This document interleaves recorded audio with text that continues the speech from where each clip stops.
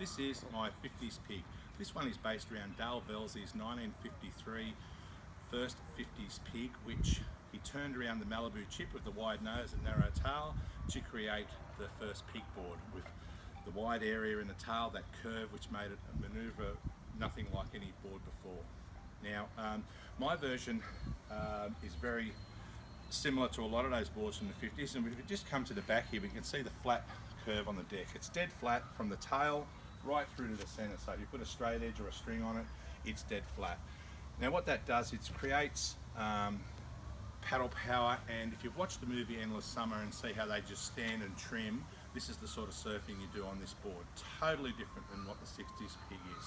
Now on this particular one, it features the 2-inch balsa stringer as well. The foam I'm using is Midget Farrelly's Surf Blanks foam, and I'm using his orange mix. I spoke to Midget just prior to him passing away and asked him all about the foam from the early days, and this consistency of this foam in the orange just had the feel and the inertia that really that style of surfing needed, unlike a lightweight foam now. So that's one of the characteristics.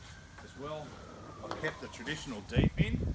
This one right on the tail. A lot of people think they don't turn, but they turn beautifully. So it's just, we're going for all the things that the original 50s pig had.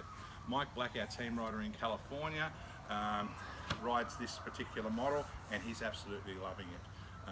He's got a lot of footage on his Surfer Pig blog, and you can see and photos how he's going on it. His latest one features a full-on pigment all over, laminated, filler coated, and finish coated all into one colour, so it's really going for that old look. This one here just has the red, blood red resin panels, top and bottom, but which was traditional to those days. And as well, the finish coat, I've just finish coated it top and bottom, and I haven't wet and dried it. All I've done is wet and dried the little bead that goes around the edge. The rest is left what we call natural. And a lot of boards from that day, I don't know the reason for it, whether they were just doing so many they couldn't rub them back or whatever, but a lot of traditional boards back in the late 50s, you would see finish coated and not wet rubbed. You know, it wasn't an important factor of the board.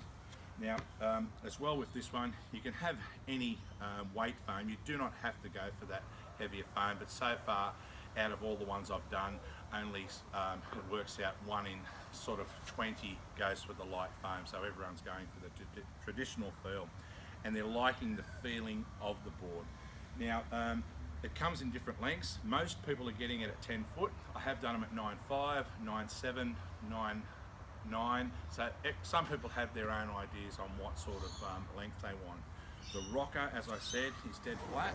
I'll just hold it there so you can see the outline. It really has that beautiful pig, wide tail, narrow nose look. Flip it over, there again, you can really see those panels look unbelievable. But as I say, it weighs a bit, not too heavy.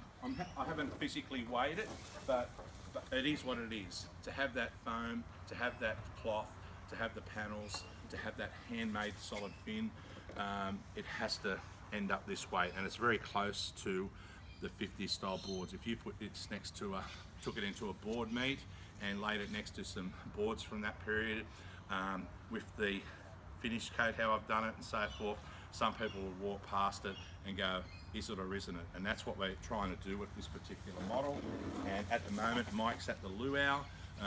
As I spoke to him an hour ago, he's at the number 7 luau in California, and he's got his latest one there that's in the Facebook and Instagram videos, the pigment one, and we're going to get a lot of feedback off everyone that's riding it. There'll be a lot more photos to follow. So anyway, this one is the 50s pig.